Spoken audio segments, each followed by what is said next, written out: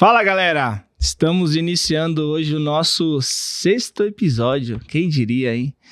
E hoje eu tô muito contente, tenho um convidado que eu tenho um carinho muito grande por ele, desde o nosso... Você fala isso de todos. Você fala isso de todos. Não, não, eu tenho um carinho mesmo. Pô, valeu. Inclusive, eu lembro o nosso primeiro contato. Até você me chamou e não me deu atenção. Eu falei, eu preciso conversar com esse rapaz. Tá vendo? Gerou escassez? Foi depois de uns 3 meses que a gente conversou. Depois nos bastidores eu te conto o que aconteceu. Foi uma coisa menos. Vocês já viram como que vai ser a nossa conversa hoje, né?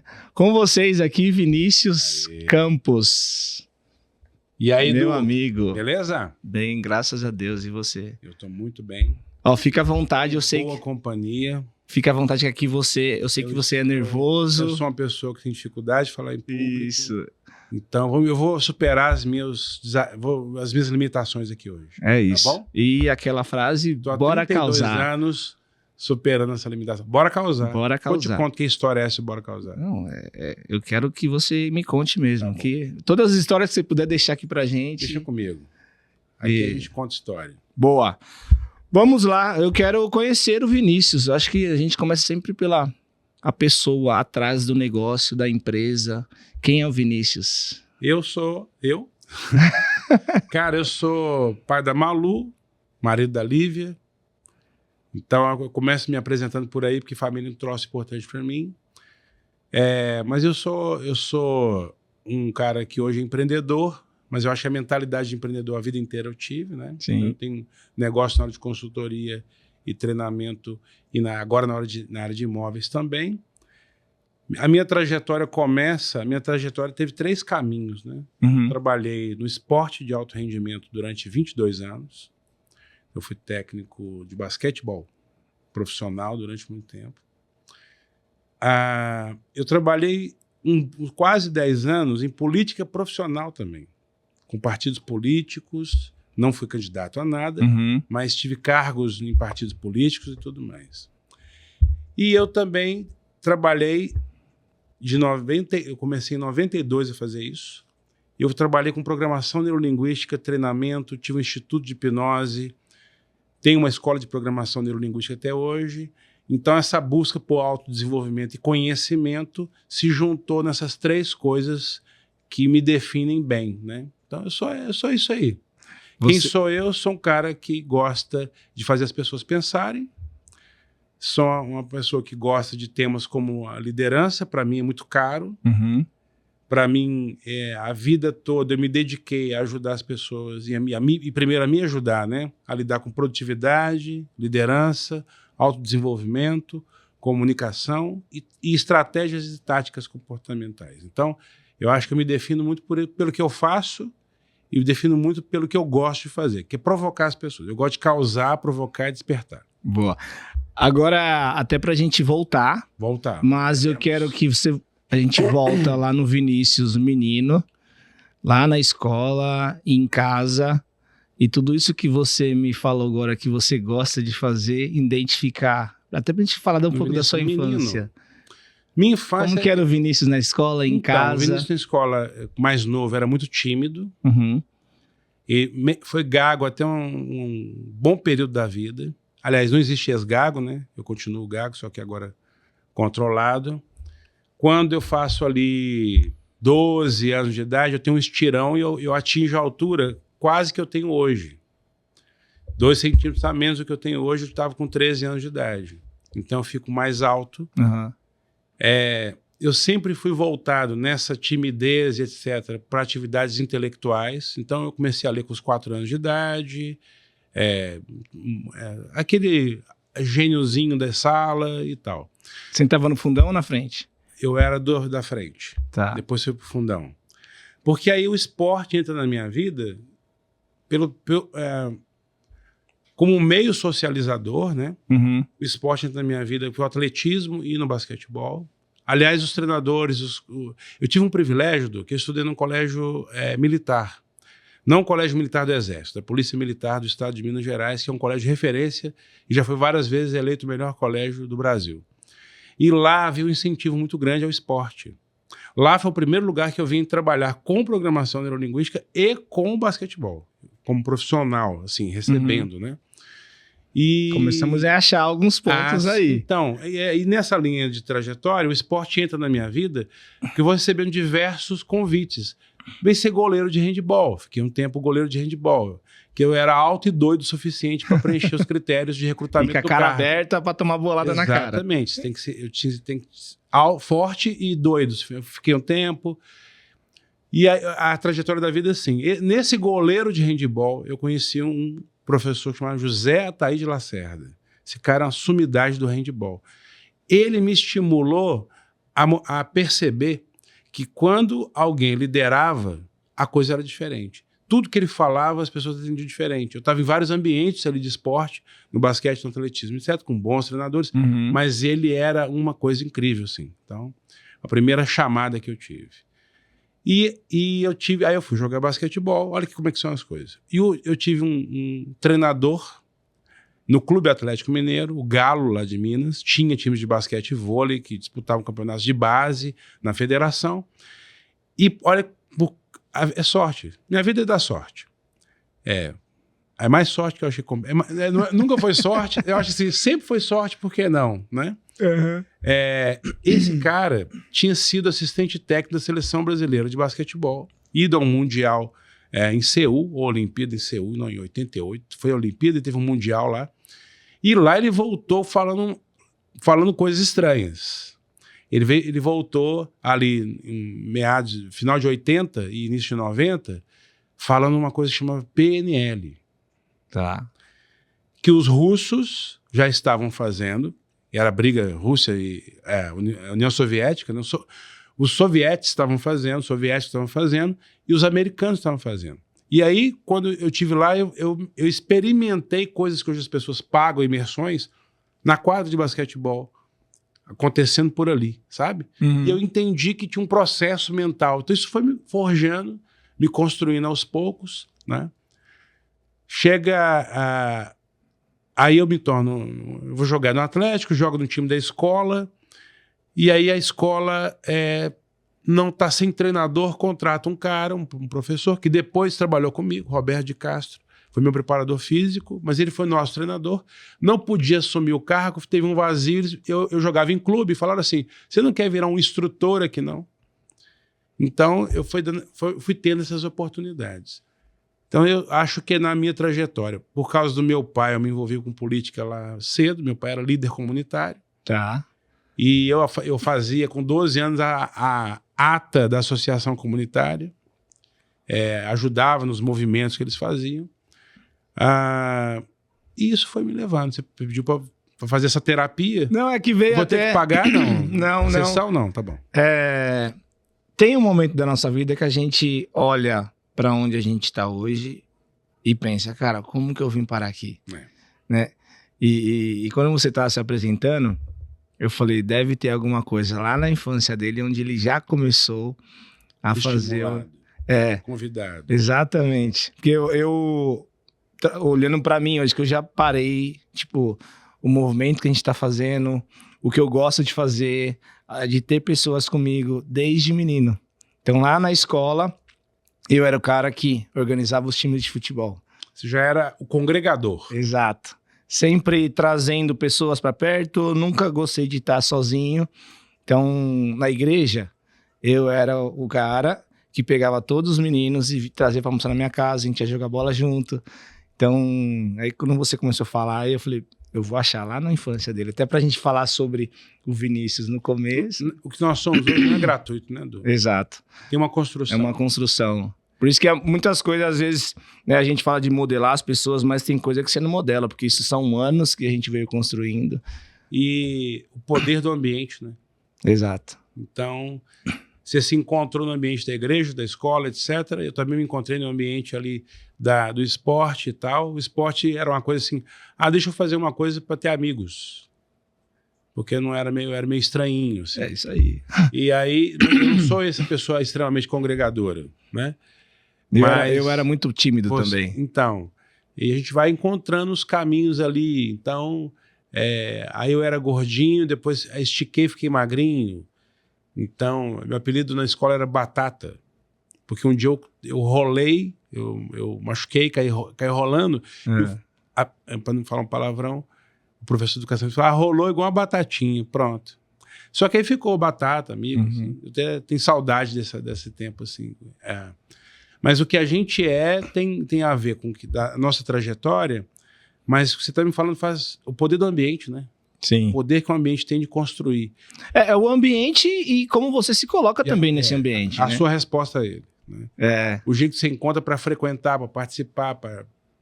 Você congregava. Eu desafiava. Sim. O outro trazia, sei lá, cada um tem seu. Não, e aí, Bruno, você falou do colégio militar, tem muito a ver com a disciplina que você tem hoje. Me forjou, né? Exato. Me forjou. Até seu primeiro trabalho aí com equipe, com times, foi técnico. Foi técnico. Me fala um pouquinho mais disso. E o PNL aí, como que usava isso? Eu conheci essa coisa da programação neurolinguística, depois outro professor de educação física estava com um livro, eu peguei para ler. Meu pai acidentalmente comprou uns livros. Meu pai falou assim, esse menino é meio inteligente. E tinha uma livraria que vendia aqueles livros queima de estoque. Ele passava, comprava e me dava. Umas porcarias. Um dia ele me deu um livro de pornografia. Ele nem sabe até hoje que é uma pornografia. Nem eu sabia. Fiquei sabendo quando eu li o livro.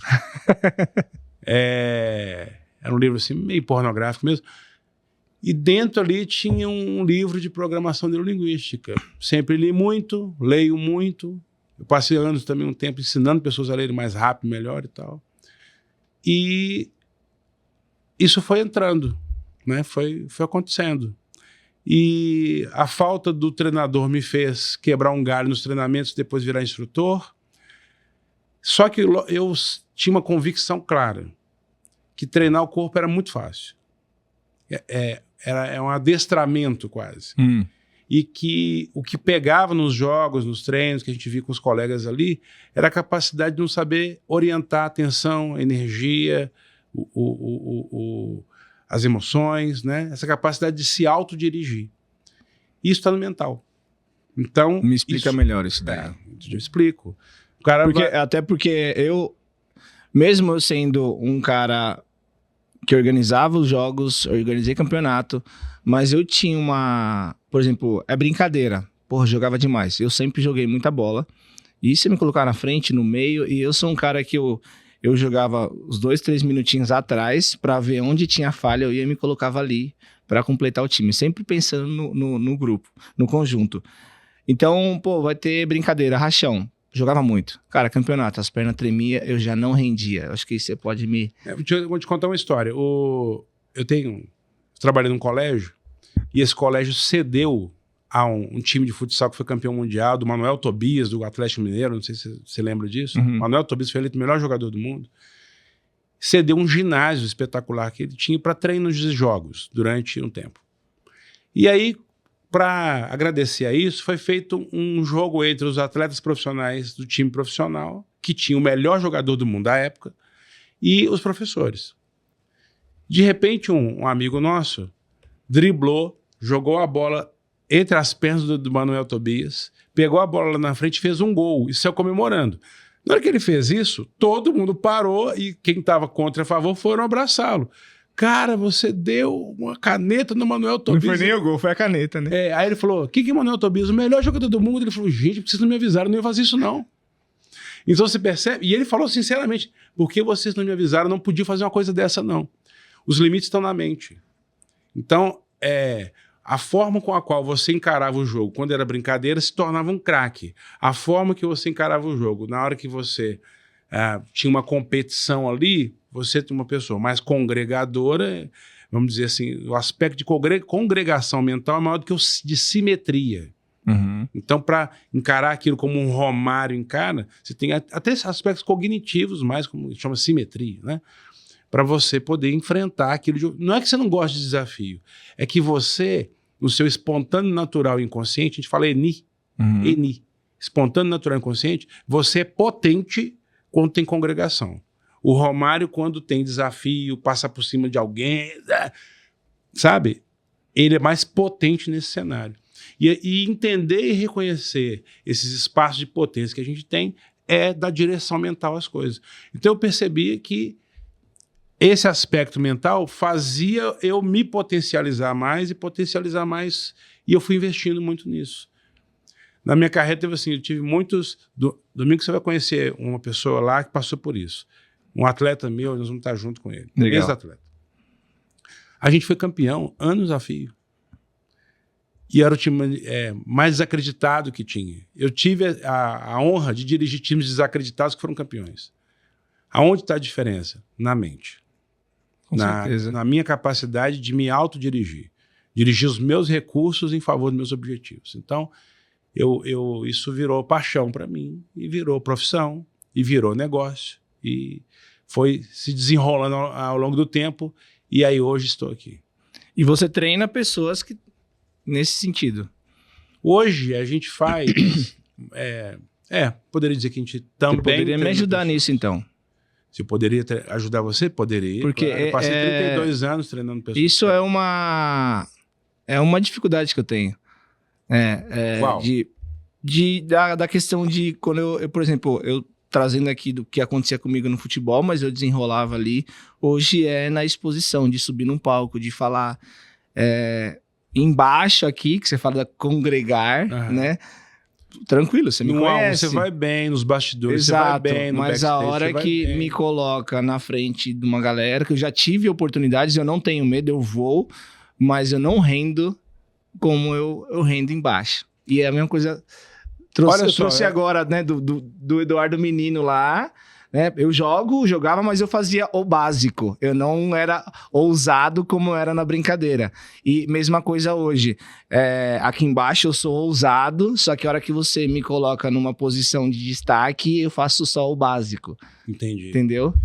Olha só, tem um monte de gente aqui no estúdio, né? Posso perguntar para eles, para elas e para ele aqui uma coisa. Tem 4 medos. Medo de errar. Uhum. Então, eu não quero errar, né? O medo de desagradar. Existe esse medo. O medo de parecer fraco e o medo de parecer que tem medo. Se você fizer um questionário ali e perguntar, nós vamos nos identificar com um deles. Sim. O medo é uma resposta interna da gente para prever risco. Então, isso quer dizer que um de nós considera mais o risco de... Talvez eu considere mais o risco de parecer fraco. Talvez você considere mais o risco de desagradar. Né? Então, porque o congregador gosta de agradar. Sim. Qual é o problema de ter medo? Nenhum. O problema é não reconhecer qual recado que o medo está dando. Né? A pessoa que está falando isso está gravando podcast aqui. Isso aqui vai para a internet. Pode... 1 bilhão, pode ver. Sim. Né? Uma coisa que está fazendo boa são as exposições graduais, constantes, né? Mas a gente passei a vida me treinando. Por que você me perguntar assim, você pode me treinar nisso? Eu vou falar, claro, porque estou me treinando. Então, se eu estou me treinando nas coisas que me faltam e que eu procuro, já é um bom caminho, né? Mas eu falo que eu tenho uma técnica para isso. Quer saber o nome dela? Quero. TTA. Treinei 30 anos. Entendi. Então, essa técnica... Tô treinando também. Então, é isso aí. Se desafiar, né? É isso aí. Muito bom. E a gente vai... uma vez um treinador de basquete falou para mim o seguinte. Eu falei, cara, você faz... Ele fazia uma coisa incrível. Ele teve 2 jogadores que foram para a NBA. Que ele preparou individualmente. Eu falei, o que você faz? Ele falou, o que eu faço? Eu aprendo com eles. Eu falei, como assim? Eu vou observando o que falta e vou ajustando. Só que eu vou observando o que ele tem de bom e vou potencializando. Então, toda vez que um cara que tem potencial faz algo muito bom, ele me mostra uma técnica que eu vou mostrar para os outros que não tem essa técnica. Então, eu passo a agregar isso no time. Cada um tem sua trajetória física, corporal, mental, história de vida. Essa é a principal ferramenta para fazer qualquer coisa. Então, se eu fosse te treinar, vai com medo mesmo, que não é assim que funciona, né? Tem elementos da sua forma de falar que, se você explorar mais, vai ser melhor. Então, você é agradável, você não passa... Eu tenho o risco de passar a imagem de arrogância às vezes. Você não corre esse risco. Então, se você aproveitar os riscos que você não corre, em caso de fala em público, se você souber estrategicamente usar os elementos de dificuldade para trazê-los para a própria apresentação, isso já se torna muito mais fácil. Sim. Então, porque o que me atrapalha um pouco é até a questão da mente mesmo, porque quando você tá... O meu negócio hoje, ele é muito você usar a mente, a criatividade, e é no momento ali. Tipo, aqui nós não tivemos roteiro nenhum, e a gente tá funcionando aqui. Quando eu vou para um palco, é onde vem aqueles bloqueios da mente que não te traz nada, e aí você começa a ficar com a mente vazia. Então, aí, se você usar o que eu tenho Conta história. Contar história. Você é bom de contar história? Sou. Pra caramba. Eu já ganhei um prêmio de contador de história. Eu fiz o Mastermind. Cria uma história, conta história. Boa. Desculpa, não, mas faz sentido. Conta história. Que aí dá uma descompressão. Olha aqui, a coisa que foi definitiva para eu entrar com você no projeto. Você me contou a sua história. Eu trabalhava com isso, aí não sei o quê, aí bababá, aí fulano, aí tal. Eu lembro da história toda. Aí o Marquinhos. Quando você falou Marquinhos, eu não sabia o que era. Fui me interessar por isso. Aí eu entro no Marquinhos, aí eu percebi lá. E aí, não é storytelling, é história real. É storytelling, né? Que é a contação de história. Chega uma hora em que você tem um realize. Você vira e fala assim, isso aqui não é só comprar um carro e correr. Isso aqui pode ser um business, eu posso fazer assim. Então, conta história. A palestra extraordinária está pronta. Todo mundo tem aqui, pode dar uma palestra extraordinária. É só como que conta a história, que é o seu melhor estilo. Se você fosse de um estilo mais sequenciador, aí ia ser uma coisa mais, olha, tudo começou assim, não é seu estilo. Se você é de um estilo mais simétrico, você tem que ir pra guerra, meio um Pablo Marçal falando, assim, meio um cara, sabe, esses políticos são muito mais histriônico, porque é o estilo. A gente fica sempre querendo desenvolver o que a gente não tem e esquece de valorizar o que já tem. A gente tem. Boa. Pronto, já resolveu o problema. Manda a nota. Muito bom, filho. Eu falo, conversar com você é bom demais. Valeu, cara. E aí, seguimos aí, técnico de basquete. E onde fiquei muitos anos. E aí, eu fiquei... Profissional, trabalhando profissional e trabalhando semi-profissional, assim, com treinamento e desenvolvimento de pessoas. Bom, para resumir a história, chega ali em 2012, eu não trabalho mais como técnico de basquete, continuo tendo basquete até 2014 e tudo, e também não trabalho mais com política e sigo só com treinamento, desenvolvimento e consultoria. E aí fiz várias coisas nessa caminhada até chegar aqui também. Aí eu me concentro nisso. Essa hora que essas 3 trajetórias, né, do esporte, a trajetória intelectual, vou colocar a programação neurolinguística, a hipnose, a psicanálise que veio depois, tudo dentro disso aí, né, intelectual, e a política, ela se junta no amálgama. Gostou da palavra? Gostei. Você que nos ouve sabe o que é amálgama? O que é amálgama? Da Google. Não, já fala para nós aqui o que é amálgama. Da Google. Hashtag amálgama. Amálgama é uma massa crítica, né? Amálgama é quando várias coisas se juntam e montam uma massa numa forma só. Da Google. Tem essa coisa, né? Você falou uma palavra complicada, vai descobrir o que é, para poder usar ela também, né? Se eu falei uma palavra que você não sabe qual é, pô, pergunta igual eu falei, não sei o que é, pergunta, né? Tá bom. Onde eu estava? Me perdi. Amálgama. Amálgama. E é sonora a palavra, amálgama. Sim. Esse amálgama, essa massa crítica, vai nesse sentido, né? Aí, nessa trajetória, eu trabalhei primeiro com, a gente fala de aprendizado sistêmico, leitura acelerada, memorização e mapas mentais, eu trabalhei com isso.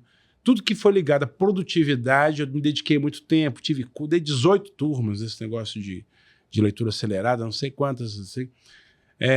Tudo que tinha a ver com liderança, eu explorei, A gente durante um tempo tinha 35 cursos e treinamentos. Até que chega um momento em que eu percebo que tem uma olha aqui, Edu. Sabe o que é uma tristeza? Alguém vai votar para prefeito em qualquer cidade do Brasil e se ela estiver muito feliz, ela tem um candidato para escolher. Se ela estiver feliz, ela é uma pessoa feliz. A maioria escolhe o menos pior. Então você imagina que as pessoas que vão tomar a decisão sobre as cidades, que política, politeia, polis, vem gerir a cidade, que vão tomar conta das ruas que a gente anda, que deveriam ser líderes. Essas posições não estão sendo ocupadas por essas pessoas. Você vai voltar para presidente da República, não tem 3 caras que você fica na dúvida. A gente tinha que ficar na dúvida. Você está sonhando? Claro, esse é utópico. Mas a gente não pode abrir mão dessa régua alta em relação a isso. Porque quando a gente vai contratar para a nossa empresa é importante, quando a gente está num banco quer que o gerente lidere, se alguém da portaria que não age de forma... O mundo pede liderança. Né? E o líder maior a gente não... Os maiores, né? Os líderes maiores não nos representam, vai tendo uma... Então, eu estou falando de política aqui para trazer um exemplo de vazios de liderança. Sabe só o que eu percebi? As empresas também não têm líderes. Elas têm cargos que são ocupados por pessoas que acham que à medida que alguém promoveu ela para um cargo, ela foi abençoada e falou, agora tu és líder. Não, cargo não faz liderança, né? Sim. Então, eu vi uma oportunidade nesse sentido, com essa vocação para falar desse tema, que eu acredito... eu estou vocacionado, né, porque tem vocação, e evocado, porque tem uma voz que me chama para isso também, né, vocacionado para isso, eu voltei ao tema de liderança lá em 2015, 2016. Uma história interessante, longa, a gente fala em outro. Essa é um podcast, por que eu voltei nisso? Eu conto rapidamente. Pode contar. Eu dei um curso que chama Modelagem Sistêmica de Comportamento. Isso aí você já estava empreendendo? Já estava. Sempre empreendeu? Não sempre empreendi. Eu passei a ser exclusivamente empreendedor depois de 2015. Mas eu sempre tive uma mentalidade de iniciativas empreendedoras. Eu estava dando um curso altamente qualificado de modelar, todo mundo fala modelar comportamento. Não, eu estava ensinando como é que modela matematicamente comportamento. Existe técnica para isso, e poucas pessoas dominam, e eu tenho a honra de ser uma dessas pessoas. E aí, um grande concorrente nosso, um dos maiores institutos de programação neurolinguística do Brasil, veio fazer o curso comigo. Veio um cara também do exterior e tal. Eu dava esse curso para no máximo 12 pessoas. E todas as vezes que eu dava alguns exemplos e falava de liderança, esse cara falava... Ele ficava encantado. Aí ele virou para mim e falou, você precisa voltar para trabalhar essa coisa de liderança. Eu falei, olha, eu não quero trabalhar com essa coisa de liderança, eu estou cansado. Eu não aguento ver mais política. Havia uma desistência da minha parte nesse sentido. Desde que o mundo é mundo, tem 3 grupos que lideram. Militares, clero e políticos. Desde que se constituiu civilização e tem liderança, são os militares. E o esporte? Militar é a mesma coisa. O esporte vem do DNA militar, né? Sim. Então, as grandes escolas de liderança do mundo são militar, política, por mais que a gente não goste, e o clero. O clero hoje é religião, né? Religião. E o esporte é a grande metáfora para essas 3 coisas. Porque ele tem o aspecto religioso, não no sentido não de religioso, né? Mas no sentido da congregação, fazemos parte de um grupo só, né? A comunidade. Exatamente. Ele tem um aspecto político, porque existem disputas em volta que precisam ser mediadas pela CBF, pela FIFA, etc. E ele tem um aspecto militar propriamente dito, que é na tática. Nas técnicas, táticas e nas estratégias, né? Ele junta... Ele é uma grande metáfora para essas 3 grandes escolas de liderança da história da humanidade. Bom, e aí ele tinha um treinamento muito interessante, não vou fazer propaganda aqui, que eu acho que ele não está mais nesse instituto, que era de uma imersão, que você fazia coisas no meio do mato, uma coisa assim. E ele me convidou para fazer, fui lá fazer. Quando chegou lá, ele dividiu os grupos e colocavam pessoas para liderar os grupos. Quando eu cheguei, ele falou assim, ele sabe que eu não quero ficar com essa coisa de liderança, ele vai me botar para liderar, e se ele me der aquele colete para liderar ali, eu vou embora agora. Na hora que o que ele fez? Me deu o colete. Deu o colete. E eu falei, vou embora agora. E a carona que ele tinha arrumado para me levar foi embora combinado com ele também. Eu não tive o que fazer. Você amarrou lá. E aí eu fiquei no dia seguinte, sabe naquela má vontade? Lidera o grupo, disputando um com o outro, não sei o quê. Eu fiquei, vai. O que a gente faz? O que você acha que tem que fazer isso? Então faz. Só que aí um grupo ganhou, o outro ganhou, aí bateu uma coisinha aqui dentro. Eu falei, quer saber? Nós vamos passar o carro em cima de todo mundo agora. Ativou. Cara, e aí aí tinha um negócio que tinha que ocupação de território e tal. A nosso time chegou 1 hora antes do segundo. Eles tiveram que mudar as regras e falar, não, agora vocês não podem ficar com essa distância toda. Tiveram que mudar as regras. Foi uma coisa... E já aí, achou a tática ali. Nesse dia eu despertei, né? Isso me provocou, despertou. Uhum. Essa volta para a liderança. E aí eu passei a querer levar isso para as empresas. Quer história? Não, tem história. Levo isso para as empresas. Um negócio que eu estou para fechar com uma empresa de seguros de carro. E o cara ali tem um quadro branco, Talent Wins Games. Ali tem um quadro branco e tinha um quadro branco na sala do cara. 3 sócios. E o quadro lá tinha 12 vendedores. Uma vendedora vendia 90% de tudo. E os outros vendiam... os sócios estavam na lista. Vendiam também. Vendiam. Para ser honesto, ela vendia 70%, eles 20%, os outros todos 10%. Ele me chama para treinar o time dele em liderança e vendas. Eu virei para ele e falei assim, daquela lista que está ali, eu sabia que os números estavam lá, né? Uhum. Aquela moça, quanto que ela... 70%. Tá, e 20% vocês, tá? Deixa eu te falar uma coisa. Manda todo mundo embora. Fica só com a moça por enquanto. E não me contrata não, você tá maluco? Vou treinar quem aí? Você vai investir dinheiro em treinamento? Não, porque a gente precisa desenvolver pessoas. Pô, para com isso. Eu vou te contar o que é desenvolver pessoas daqui a pouco. Não tem nada a ver com isso. Você não quer... Olha só. Se eu sou seu líder, e aí eu quero ser um líder desenvolvedor. Líder desenvolvedor. E fizer para você a pergunta, quem é responsável pelo seu desenvolvimento? Você? Não, você.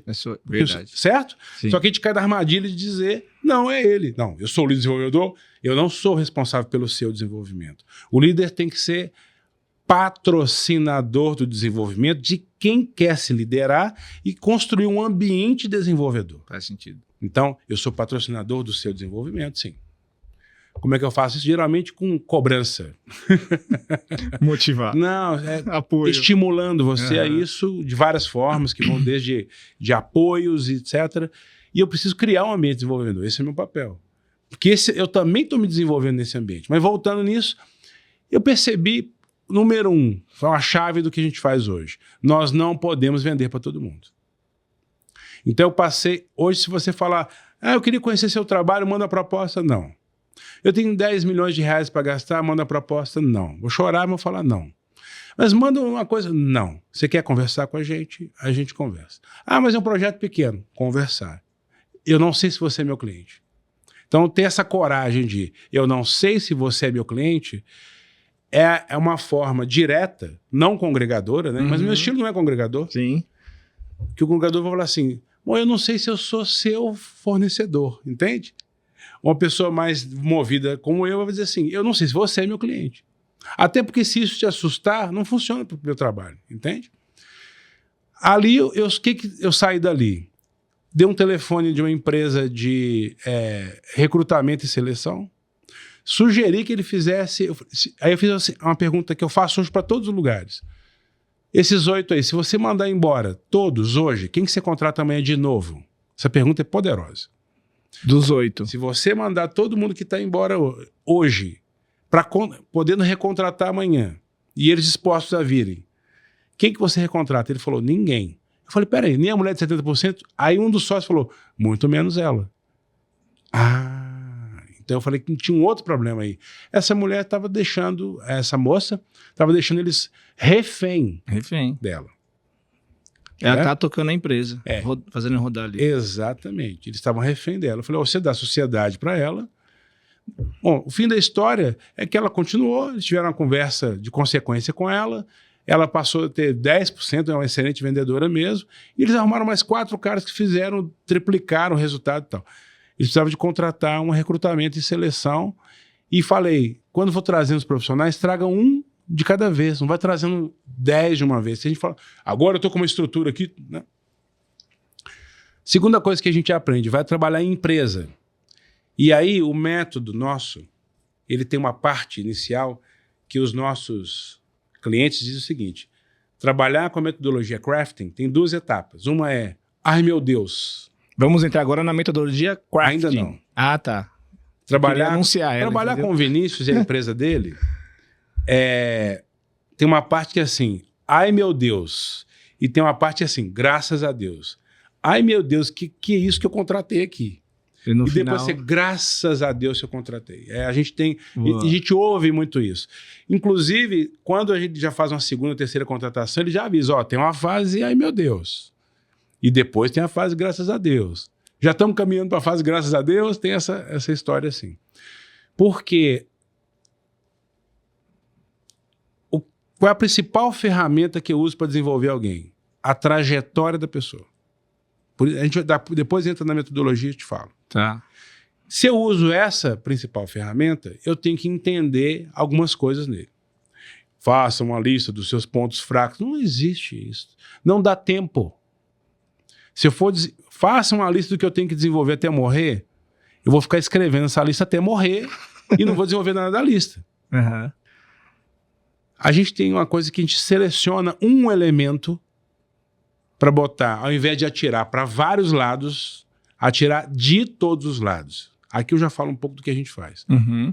Tem gente que quer atirar para todos os lados. A gente atira de vários lados na mesma coisa. Sabe onde é que é? No ponto forte da pessoa. Por que no ponto forte? Quando você... Vamos pegar um exemplo. Se é uma pessoa generosa, uhum. De verdade, tem isso como virtude. Conhece alguém assim? Generosa? Várias pessoas, e quando você olha no espelho também. E aí tem uma pessoa generosa. Essa pessoa, em situações que ela teria que agir com mais egoísmo e generosidade, de 10 situações ela vai agir em 10 com generosidade. E ela vai entender que generosidade funciona. Ela vai fazer isso com, a gente chama de modelo QFI. Mais vezes, Q de quantidade, com mais frequência, o espaçamento mais frequente e com mais intensidade. O risco dela exagerar na generosidade é grande ou pequeno? Grande. Esses riscos de ser generoso, por exemplo, as pessoas passarem por cima de mim, eu não ser considerado, de repente eu dou, as pessoas nem valorizam mais, porque já está comum eu dar essas coisas, não é assim? Uhum. Até eu vi uma vez num podcast, não lembro quem que foi, que o seu maior valor é o seu maior defeito, que é o excesso, né? O Milton Erickson dizia o seguinte, vou falar Milton Ericksonianamente, é isso, Cal? Ericksonianamente, repita. Você que está aí comigo, repita. Ericksonianamente, eu não consegui repetir. Ericksonianamente. O modelo de Erickson, ele falava assim, ele escreveu um livro chamado Minha Voz Irá Com Você. O Erickson falava o seguinte, perto da sua maior habilidade estará o seu maior defeito. É isso. Então, esse generoso, a gente tem aqui que dosar a generosidade, que é ela que gera um efeito de ser trouxa, às vezes. Entende? Uhum. É aquela pessoa autoconfiante, que é uma virtude, certo? Se eu sou autoconfiante, eu estou aqui, posso estar parecendo arrogante, não estou te deixando falar, você me interrompe a hora que você quiser. Alguém pode interpretar assim. A autoconfiança, no exagero, vira arrogância. Então, o elemento nodal é entender a qualidade forte da pessoa e difícil é contrastar ela, porque ela, do outro lado, quando ela vê o egoísta, ela arrepia. E ela não entende que o egoísta também é um exagero de alguém que sabe pensar em si. De alguém que sabe cuidar da sua... que não sabe dando... Ele tem que aprender com o egoísta. E a palavra egoísta assusta os outros. Né? Uhum. Egoísta é só um rótulo. Quando eu vou atacar a pessoa pela sua qualidade, ela reage. E ao reagir, ela se mostra. E ao se mostrar, ela fica desconfortável. E aí o elemento nodal aparece e eu falo, é aí, amigo, que nós vamos trabalhar. Entende? Entendi. Então, eu e a minha equipe, a gente faz esse trabalho que tem nesse sentido. Aí, Edu, voltando à história, eu fiz isso com um executivo. Eu quebrei o cara. Tem hora que você precisa quebrar o cara para construir. Desmontei para montar. Uhum. Mas ele, inseguro com o que tinha acontecido, e como ele que assinava o contrato, ele era o chefão da coisa, ele se submeteu ao trabalho e depois, na semana seguinte, ele falou comigo de um certo tom assim de, se você for por aí, nós vamos, o contrato tá, me deu a entender. Já isso. deu. E aí eu fiz uma coisa que eu normalmente não faço na vida, eu amarelei. Eu recuei e fiz um trabalho dele daquele, sabe, de abraçar a árvore. Uhum. Tomei uma decisão de não fazer isso mais, vai sempre acontecer isso, não vai funcionar. Então, esse método eu vou deixar de lado. Porque eu quero fazer uma coisa altamente personalizada, que tem uma fase inicial desconfortável, e que eu preciso trabalhar com tomador de decisão, senão eu não triangulo o processo. Isso aí é só uma utopia. Larguei esse projeto em 2019, ele representava 5% do faturamento e treinamento representava 90% do faturamento. Em 2020 acontece o quê? Pandemia. Escola de treinamento presencial. Aí você já sabe o que aconteceu, né? Vou para as redes sociais, crio um programa chamado Hora da Mente, fiz 275 encontros no Zoom, seguidos, de segunda a Hora da Mente, às 13 horas, no Zoom. Você chamava na rede social e jogava pro Zoom. Isso aí. E fez muitas lives. Só que, como tinha muita gente fazendo live naquela época, né? Um dia eu estava fazendo uma live, tinham 7 pessoas na live, é extremamente motivador quando tem só 7 pessoas. E aí aconteceu o pior, saíram 4, ficaram 3. E aí eu tomei uma decisão, falei assim, quer saber? Vou fazer a live para eu gostar. Os 3 me chamaram no privado e eu fechei contrato com 2 empresas. Você parou de querer agradar e fez para você? Não, eu nunca quis agradar. Mas eu tava assim, na baixa energia. Mas falando, o que é esse para eu gostar, então? Para eu me ouvir. Não interessa se eles vão sair, porque você tá numa live, pode sair todo mundo, você ficar sozinho. Mas aí você tá fazendo para antes você tava fazendo para eles. Eu tava falando para ensinar algo. Então, mas aí você queria... Eu queria servir. Queria servir. Aí depois falou, dane-se servir. Agora eu falei, já que eles não querem se servir, eu me servirei de mim mesmo. Então, mas o servir, o outro é para agradar. Quero agradar, não. Eu queria servir porque eu queria que alguém me contratasse. Aqui não assume não, né? Não, olha aqui. Eu adoro agradar. Uhum. Mas eu não estava realmente nessa intenção. Uhum. Eu estava na intenção de estar mais visível. Eu não vou mentir nesse sentido. Uhum. Mas eu adoro quando um plano dá certo. Eu adoro que você saia daqui trazendo uma coisa, saia daqui falando, cara, você falou ENI, espontâneo, natural e inconsciente. Eu adoro isso. Só que ali não estava rolando. Eu falei, quer saber? Então deixa eu me ouvir e eu gostar, só eu gostar do que eu estou falando, para mim tá bom. Mas segue o jogo aí. 2 me chamaram, assinei 2 contratos, só que um deles era um contrato que eu não posso dar, muito crítico. Uhum. Muito crítico. Que outras empresas maiores que a minha tinham recusado. E aí, na hora de fazer a proposta e fazer a reunião, eu falei, quer saber? Eu não estou muito afim de pegar isso, uma furada. Eu vou falar tudo que eu quero fazer. Vai ser assim, assim, assim, assim, assado. Esperando ouvir do outro lado? Não. Eles falam, ótimo, é isso que a gente precisa. Aí, eu me tremi tanto que eu demorei 1 mês e meio para fechar o contrato ainda. Só que aí a gente teve a oportunidade de rodar esse método numa escala diferente, num contexto diferente, validar, e aí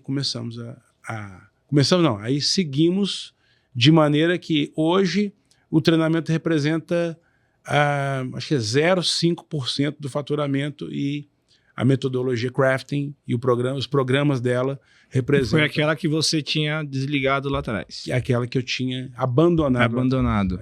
Olha que você vê. Mas hoje continua com o mesmo desafio que você tem que... O executivo ali, ele tem que aceitar. Hoje é mole. Hoje é mole. Por quê? Porque a gente aprendeu a fazer como. Entendi. A gente sabe como. Você sabe hoje... Eu sei como engajar. Entendi. Ele vai engajar, não tem essa história.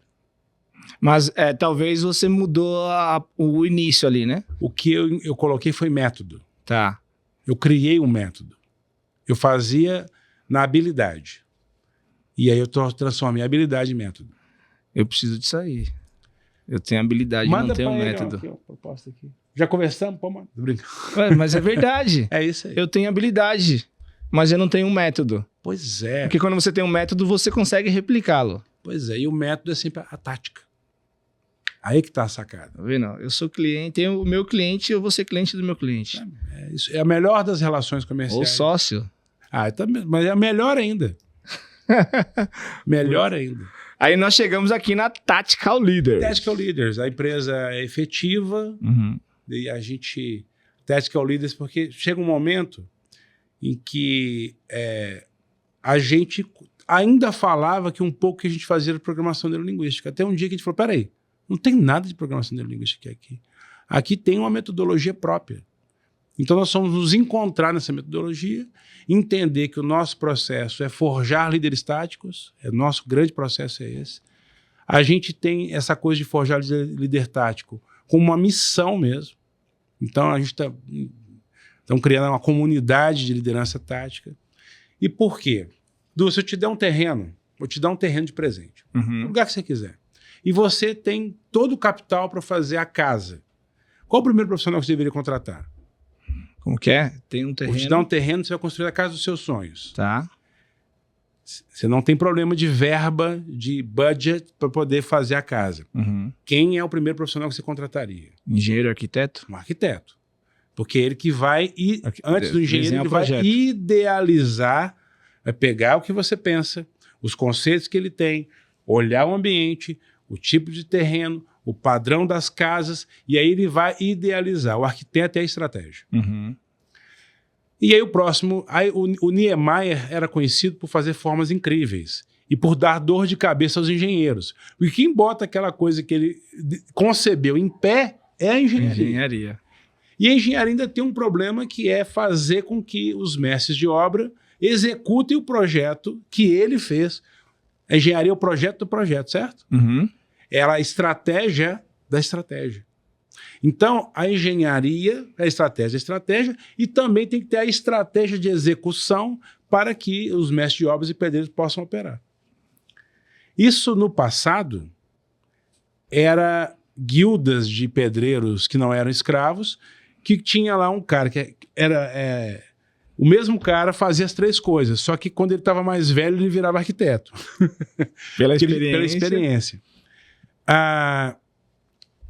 A gente fala muito na empresa de estratégia, tática e operação. A tática é a estratégia da estratégia. A tática é o projeto do projeto.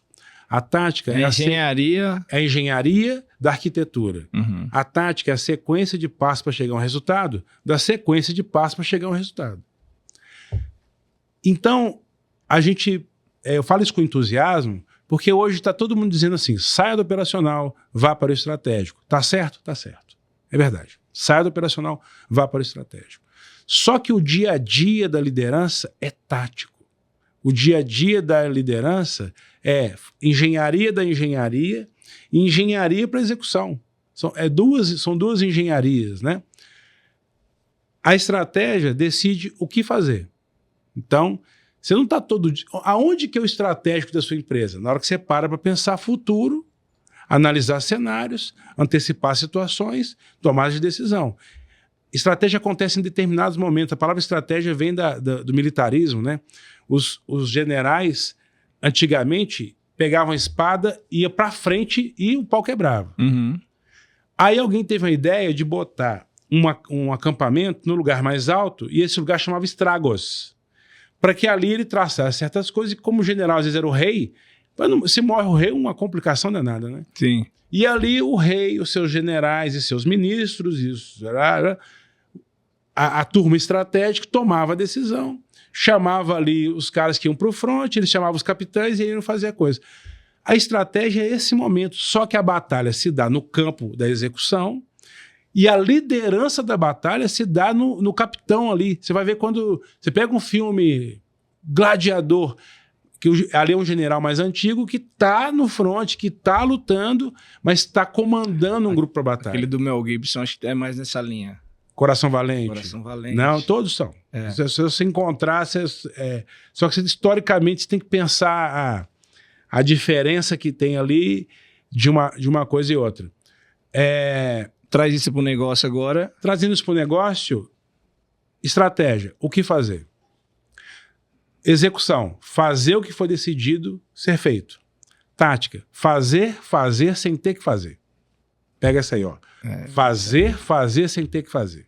Fazer acontecer sem ter que fazer. A tática é como é que eu faço o que foi decidido, como é que eu faço eles fazerem aquilo que nós decidimos fazer. Sem eu ter que fazer. Sem eu ter que fazer. Porque senão eu não estou liderando, eu estou executando. Uhum. Tem horas no meu trabalho que eu estou executando. Então eu vou lá e meto a mão na massa, sujo minha mãozinha e trabalho, pô. Então eu tenho que saber que aquela hora ali é meu papel de execução. Ah, não vá para... Não, tem hora que você tem que ir para execução. Se você... poucas situações. Você é CEO de uma empresa, você tem execução da entrevista. O CEO de uma multinacional, ele tem coisas que é o dia a dia, a execução dele. E ele também, o ofício dele é tático, quando ele está no cargo de líder.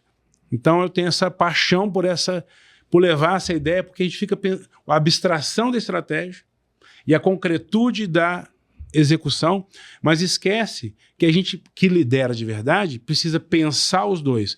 Você pegar um círculo e desenhar um círculo, outro círculo, colocar um sobre o outro, ter aquela interseção, escreve pensamento estratégico na esquerda, pensamento de execução na direita, no meio da pensamento tático. Então, o que eu quero conclamar a todo mundo não é fica na estratégia, não é saia da execução. Fica no tático. O seu lugar é no tático. Porque você nunca vai parar de pensar as duas coisas. Agora é um chapéu, né? Eu pego um chapéu, tinha vários no seu escritório, tinha vários bonés, né? Eu pego um chapéu estratégico, tiro. Pego um chapéu tático, tiro. Pego um chapéu operacional. O chapéu estratégico é preto. O chapéu da execução é branco. Quando eu junto os dois, é um chapéu cinza. Isso é o pensamento tático. No cinza tem os dois ali, né? Então depende para onde eu vou olhar. E aí nasce Tactical Leaders, porque a gente tem uma pretensão começando negócios fora do país, ainda não dá, mas nos Estados Unidos e Canadá, já está, Inglaterra, já estamos trabalhando para levar, precisava de um nome internacional, fizemos um rebranding da empresa e virou a Tactical Leaders com a metodologia Craft fazendo seus programas. Essa história toda chega nisso. Muito bom. Eu falo mais que o Homem da Cobra. Não, mas precisa explicar pra gente entender. Os jovens nem sabem o que é o Homem da Cobra, né? Elas devem estar falando, achando que eu estou falando uma bobagem. Eu imaginei. O titio explica para vocês. É o seguinte, nas praças das cidades grandes, um moço levava com um microfone igual ao do Silvio Santos, uma cobra e fazia exibições com ela. Ele falava muito e vendia produtos. Atraía as pessoas e aí vendia os produtos. Aí forjou-se, Tio conta para vocês, forjou-se essa história de que fala mais que o Homem da Cobra, porque era o cara que falava muito. Muito bom. E antes você só atendia grandes empresas, né? Sim. E agora como que vai ser? Hora ruim para tomar água, né? Não, Bom, agora a gente tem um produto para médias e pequenas empresas. O que você me mostrou aqui, isso serve para qualquer tamanho de empresa. Serve para qualquer tamanho de empresa. Eu não sei a questão de investimento. Mas aí você tem isso. Veja só. A nossa dificuldade, inicialmente, era como é que a gente começou a passar por isso. Cara, que trabalho incrível. Aí a pessoa, eu fiquei sabendo que vocês fizeram isso em tal empresa. Fizemos. Mas economizaram 2,5 bilhões de reais. Verdade, economizamos. Em menos de um ano? Em menos de um ano. Fizemos um projeto que ao longo do tempo vai economizar esse dinheiro todo e economiza 15 milhões por mês. Mas essa ideia não serve para a minha empresa? Eu falava, serve. Mas eu estou atrás das pedras grandes. A gente teve até uma conversa sobre isso. Mas aí a gente percebeu que Serve, mas você tem que ter líderes que lideram pessoas. A gente percebeu que com alguns ajustes, sem nenhuma perda do método, a gente conseguiu levar isso para as médias, para as pequenas e para projetos individuais. Então, esse ano a gente está startando, né? Trabalhar com médias e pequenas empresas, a mesma metodologia, com o mesmo trabalho, só que os tickets são diferentes e as entregas, não os entregáveis, são um pouco diferentes, são mais adaptadas porque o trabalho precisa ser personalizado. A gente continua trabalhando com muita detalhamento e muita aproximação das necessidades.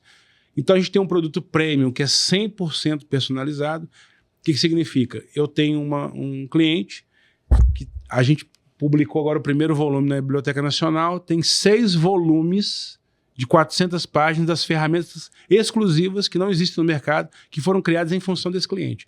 Isso é alto nível de personalização.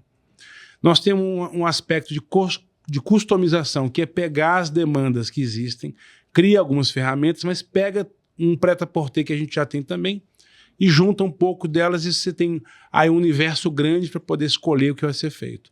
E temos esse prêt-à-porter que você tem um cardápio e escolhe o que você ajusta, né? Então temos para empresas de vários...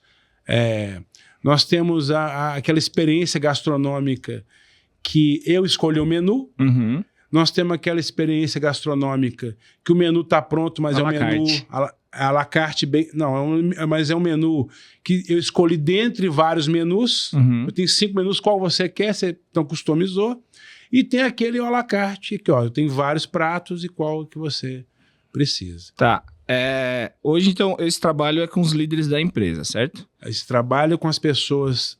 Esse trabalho B2B é com os líderes da empresa. E nós estamos criando uma comunidade que é B2C e com os projetos e mentorias que a gente já executou, já validou. Temos uma RDP, né?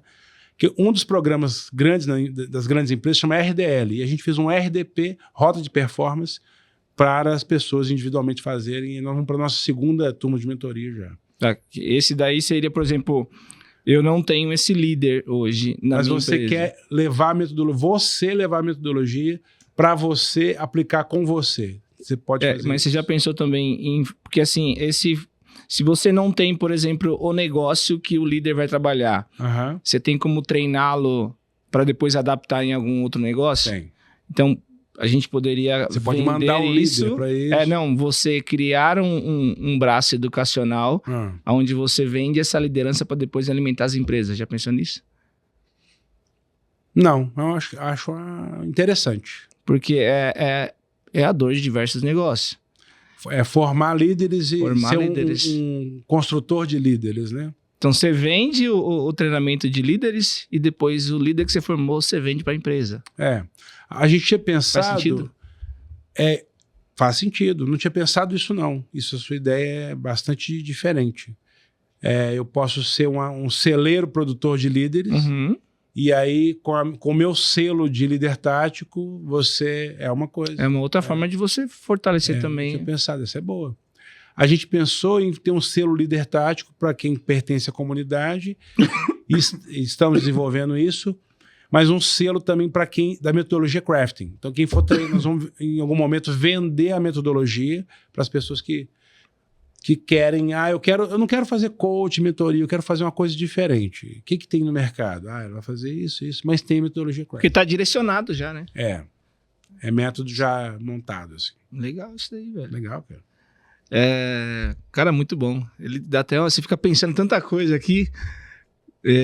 Até perdi a linha aqui de raciocínio. Tanta coisa que passa pela minha cabeça. Porque o meu negócio, eu preciso de você descobrir hoje, agora aqui, né, de criar metodologia, de colocar pessoas certas para fazer, porque eu sou um cara criativo, que eu tenho várias ideias e o como fazer, mas eu acabo tendo que fazer. Entendeu? Então a gente pode... Por isso que eu até perguntei, você já tem alguém pronto aí que traria para mim? A única coisa que tem que se pensar aí é que tipo de... Para um negócio como o seu, daria bem certo. Para grandes empresas, não daria certo, porque 90% dos líderes de grandes orçamentos do mundo são engenheiros. Então, se o cara não for engenheiro, nem já... mas deve servir em outras... Deve ser, claro. Tem muito negócio hoje, né? Tem todos os outros negócios em volta disso. Com certeza. Não, muito bom. E por que Porsche Cup Tactical Leaders? Porque as cores são bonitas. Quais as cores da Tactical? Quais são as cores da Tactical? A gente tem eu não sei o nome, um laranja para vermelho com preto e um vermelhozinho também. Já deu liga com a acelerador race. Parece muito. Tanto que a gente fez uma prova, teve uma prova com uma coisa, eu falei, nossa, agora nem parece que a gente está ali. Essa cor fica bem parecida, né? Essas cores são muito bem escolhidas. Sim. Por que a gente resolveu ser parceiro, patrocinador da Porsche? Tem várias razões, né? Primeiro, por você. Então, acho que pelo movimento que você está construindo, pela aquela história que você contou, fez todo sentido, né? Numa construção de imagem, a gente se apropriar desses valores que são simbólicos, que fazem parte, estão em volta disso tudo aí. Então, acho que essa foi a primeira... A história, não é só a sua história, mas a história que você contou. Sim. São duas coisas. A história que você tem e a história que você contou. Ela é muito importante. A gente estava conversando com o nosso parceiro lá, que é incrível, né? O Alfaiate da Faria Lima, que ele é muito conhecido pelas pessoas certas, mas são poucas. Sim. É o nosso caso. A gente é muito conhecido pelas pessoas certas, mas são poucas. Então a gente precisava de visibilidade de marca e ela associada a algo grande. A Porsche é incrível, o evento da Porsche Acelerador Race é mais incrível ainda. A gente falou, vamos associar nosso nome a isso, para que o nosso público e as pessoas que querem nos conhecer entendam que existem similaridades entre esse processo e o outro. O esporte de rendimento, aonde tem inovação envolvida, aonde tem uma marca potente, tudo isso tem muito a ver com a Tactical Leaders, né? Com o que a gente faz e com os produtos e serviços que a gente entrega nas empresas. Muito bem. E a história que eu te contei, ela tá fazendo sentido? Todo sentido, a história tá fazendo todo sentido. De repente, né, vai que você me contar uma história ali, mas... Não, faz todo sentido e uma coisa também, a equipe de corrida é só uma coisa dentro disso que você proporciona. É uma das coisas que você proporciona. Então, essa criação dessa ambiência voltada para o networking, essa ambiência voltada para a congregação, tá vendo? Perto da sua maior habilidade, traz seu maior defeito, mas sua maior vantagem. Combina com você fazer esse tipo de coisa. Eu não sou vocacionado a fazer grupos de congregação, não sou bom nisso, cara. Eu até gostaria mas não sou. Mas gosta de participar. Mas quem não gosta de pertencer? Sim. Então, até uma coisa...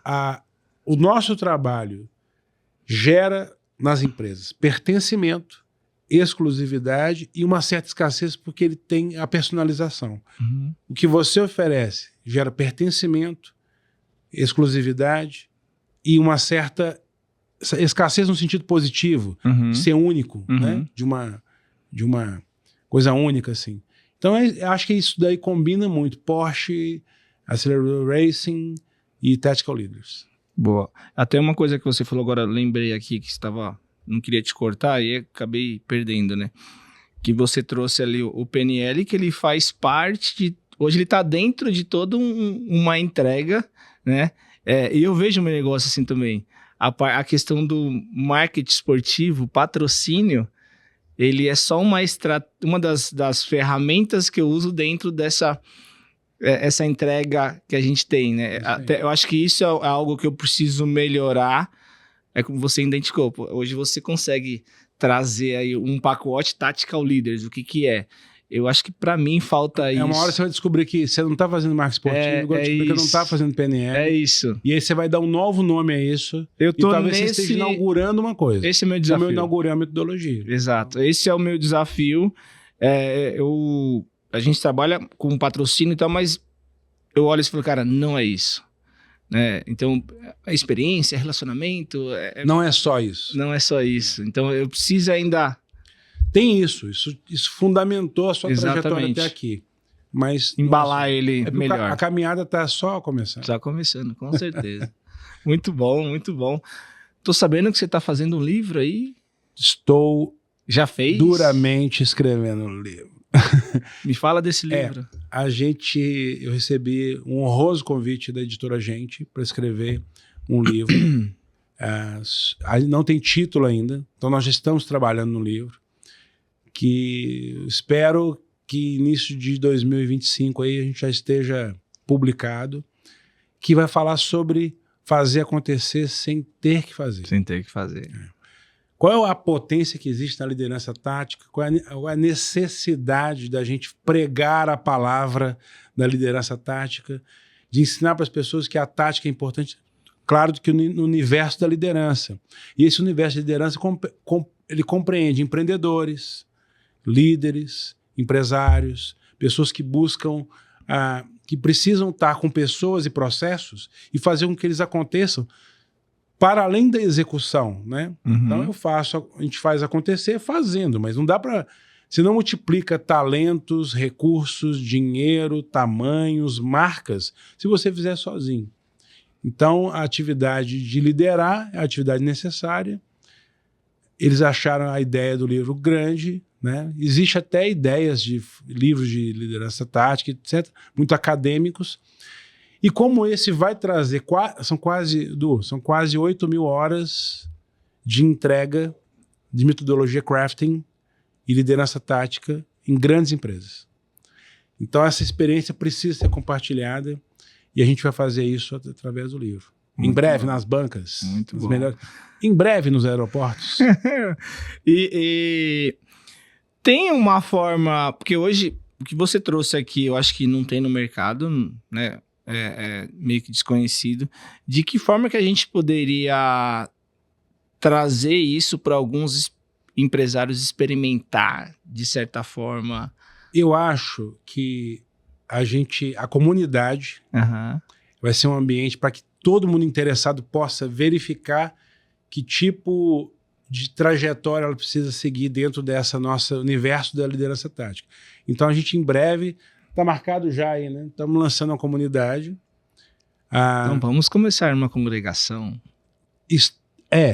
Mas o meu forte não é a congregação na comunidade. Meu forte é a porrada. Meu forte é o impulsionamento, né?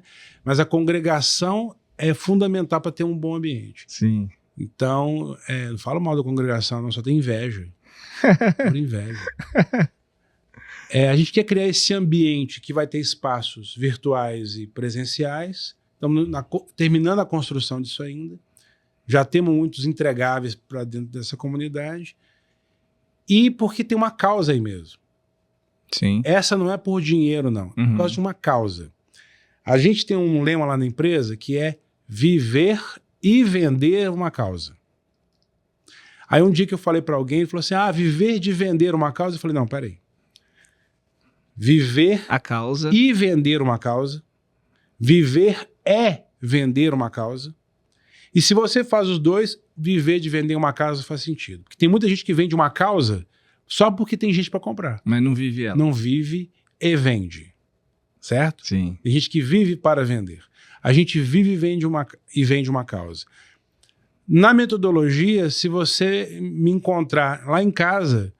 É igual. Você fala assim, então você leva trabalho para casa? Não, eu levo a casa para o trabalho. Eu levo o Vinícius, pai da Maria Luísa, o Vinícius, marido da Lívia, e amigo do Everson. Eu levo para o trabalho. Porque se eu acredito que a principal ferramenta de desenvolvimento é a trajetória da pessoa, é ela que vai, não é uma ferramenta que vem. Então eu combato o uso de ferramentas, essas coisas, enfim. A outra forma de acesso também é que a gente vai ter mentorias. Então essas são formas de pessoas conhecerem, aprofundarem e nas mentorias existem personalização de ferramentas com os casos que aparecem. Essa semana aconteceu uma coisa de alguém me perguntar assim, numa coisa individual. Como eu e o meu parceiro de liderança nessa empresa, demos uma notícia para o board da empresa. Dissemos que a gente ia fazer isso. Só que agora a gente descobriu que não vai dar para fazer. Como é que faz para tratar esse assunto agora? É muito específico, certo? Eu falei, primeiro, não sei responder. Segundo, a gente vai ser com a resposta. Aí nós construímos juntos, fizemos uma ferramenta. Na sequência, eu já gravei a ferramenta. Na sequência, eu já mandei empacotar. E na sequência, eu já marquei para treinar. Olha, agora vocês vão entender a ferramenta. Então, nós vamos ter uma mentoria fazendo... Isso é crafting. Crafting é fazer com as mãos, né? É como um artesão, um alfaiate que faz, nosso amigo lá, o Thiago, um alfaiate que empreende as coisas nas mãos, a gente faz. Só que depois que está pronto, isso fica replicável. A gente sempre faz para que seja replicável. Você cria as metodologias. A gente sempre faz para a pessoa com menor nível de capacidade possa reproduzir. Então, aí que a gente acha que está empacotado. Esse é o ouro do negócio. Esse é o ouro do negócio. Isso aí. Para que ele possa fazer assim, peraí, porque olha aqui, Du, o empresário ou o líder de empresa, o que ele passa? Modelos de gestão. Tem no mercado para contratar. Em geral, o que uma empresa inteligente faz? Ela vai terceirizando modelos de gestão. Ela traz o modelo da tal empresa, traz implementa aqui, e aí ela acaba adaptando dela ali e está tudo certo. Modelos de execução. O mundo inteiro tem. Mas quais modelos de gestão de liderança que existem? Eu tenho, não tem mais no mercado. Exclusivíssimo. E na nossa personalização, eu crio os modelos de gestão daquela empresa. De gestão de liderança. Como é que contrata, como é que manda embora, como é que faz uma abordagem de 3 etapas quando alguém está com subdesempenho, como é que eu me preparo para uma reunião crítica, quando eu preciso vender um projeto de CAPEX, como é que eu faço? Tudo isso eu customizei, personalizei ou criei pacotes desse processo. Muito bom. Então, a forma de acessar é muito essa, de conhecendo, acho que até porque os tickets da versão premium do nosso trabalho não são tickets favoráveis para todo tipo de empresa. Só que a comunidade, um office boy... Não existe office boy ainda, não, né? Existe. Existe? Não, office boy não, motoboy só. Um motoboy com um pouco de esforço vai conseguir participar. Então, como a gente tem uma causa, a gente precisa levar isso muito para lá. Deixa eu fazer uma coisa? Pode. Você me dá isso aqui? Quero te mostrar uma coisa. Primeiro que alguém fez um trabalho manual aqui, né? Muito bom. Não derruba a câmera. Olha isso aqui. Aqui tá pegando? Tem uma Porsche aqui. Isso é uma coisa... Vou colocar aqui. Vou colocar aqui. Posso pôr aqui? Coloca perto da sua cara. Aqui? Pronto. Coincidentemente tem uma Porsche aqui. Que já é fruto do nosso trabalho de marca, junto com vocês. Sim. Isso a Porsche ativou o Fusca na pessoa. Isso aqui é um líder da maior empresa da América Latina no segmento. Isso aqui representa um projeto em que ele conseguiu 50 milhões de reais. Tá? O que é a história que está em volta disso? Olha como é que é o poder do ambiente. Ele viu alguma coisa de Porsche nossa, já se identificou aí. Ele fez isso com as próprias mãos, então, né? Ele fez um crafting com isso aqui. O trabalho foi tão personalizado que ele resolveu dar um presente. Cara, um líder, o cara tem 50 anos. Ele foi lá, colou isso aqui para entregar para a gente. O cara ganha 100 pau no mês. Um cliente seu. Um líder da empresa que é cliente. E, por consequência, ele é nosso cliente também. Ele personalizou isso aqui, ninguém pediu para ele fazer nada disso, isso nos surpreendeu. O que ele estava querendo contar uma história? Quando ele viu a Porsche acontecendo e tal, e ele fez uma mudança, ele falou assim, nossa, eu era um Fusca e agora sou uma Porsche. É isso que ele queria contar. Só que aí ele falou que o Ferdinand Porsche, que era o engenheiro, né, projetista, foi convidado pelo governo alemão para construir o Fusca. Ou seja, no Fusca tem o DNA da Porsche. O que eles quis mostrar? Eu já tinha um DNA de Porsche, mas faltava o trabalho de vocês para eu me tornar a Porsche que eu poderia ser, sem perder o DNA importante que tem aqui no Fusca. Muito legal isso, né? Eu tinha que trazer esse presente para te mostrar, porque isso é uma coisa única. E ele já associando a tática ao Porsche. Já associando a tática ao Porsche, que ativou ele nessa marca poderosa que ele ativou numa história de vida dele, então ele agora se sente uma Porsche, não mais. Ele fez o trabalho manualmente, é fruto de uma personalização profunda. É alguém que você não imagina que um cara durão desse, um cara, sabe, que vai fazer uma coisa dessa, e isso toca a gente. Esse é o brand da Tactical. É o branding e a entrega. E a entrega.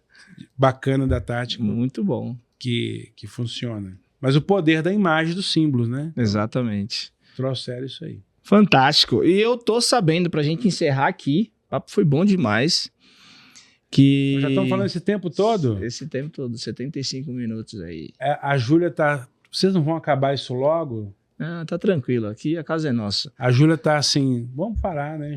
Qualquer dia eu vou pôr a Júlia pra conversar com a gente aqui. Ah, eu acho. É. Júlia, não? Vem então, agora. Deixa a gente conversar aqui à vontade. Bota o microfone nela, vamos fazer agora. Fiquei sabendo aí que teremos um evento exclusivo. Aguardem. Para uma quantidade pequena, limitada Petit comitê. De alguns empresários para estar com a gente. Escolhidos a dedo. Escolhidos a dedo. Pode ser que você seja o felizardo de estar nesse evento com Vinícius abrindo a caixa preta. Abrindo o capô. O capô da Porsche. Aqui abre o capô? Não, infelizmente. Aqui abre. Abre o capô. Vamos abrir o capô da Porsche. Vamos abrir o capô. Mostrar o que está embaixo dele. Você não me... Aí, ó. Faremos isso no evento? Faremos. Faremos. Em breve. Em breve, vamos soltar a data aí. Netflix ou... vai aparecer? Esse aí nem Netflix vai poder. É só para aquele grupo ali. Só para aquele grupo. Então a gente vai divulgar em breve aí, e o conteúdo vai ser isso aqui que vocês ouviram hoje. Vai ser, a ideia é a gente trazer alguns conceitos. Ontem a gente estava no evento ali, e na sacada eu falei algumas coisas que as pessoas já acharam interessante. E como a gente quer fazer acontecer, nós vamos fazer acontecer lá também. Então, nós vamos provavelmente construir uma ferramenta do Acelerador Race para essas pessoas lá. Show. Na hora, ao vivo. O pai tá on e tá roteando. Bora causar. Bora causar. Vini. Pera aí, não vai não. Pode ir. Eu tenho a gente também tem um presentinho para te dar, presentinhos. Pra Júlia não, que ela não fala no podcast, não ganha presente. Só quando falar. Então, o primeiro presentinho, tomara que não quebre, esse aqui, ó. Então, para você. Muito obrigado. Espero que você use. Olha essa embalagem. E isso aqui é uma das coisas que a gente tá fazendo, ó. O cafezinho da Tactical. Esse é um café que passou por teste cego e tudo mais. Essas cores é demais, né? É demais. Preto e laranja. Muito obrigado. E só dando um spoiler aqui do nosso evento, você vai deixar eu falar isso aqui, que eu sei. Deixo, claro. Teremos o café no evento. Teremos o café no evento. E o que mais? Se o vinho estiver pronto, teremos um vinho também. Teremos o vinho. O vinho vai estar pronto. Depende da vinícola me entregar. Nossa, olha o cheiro. Dá tempo, será? Hein? Não, vai dar. O Carlos que dá tempo e tá arriscando o emprego dele nisso. Não, vai ser uma experiência incrível. Aí, ó. Nada, ó. E aí, ó. Hã?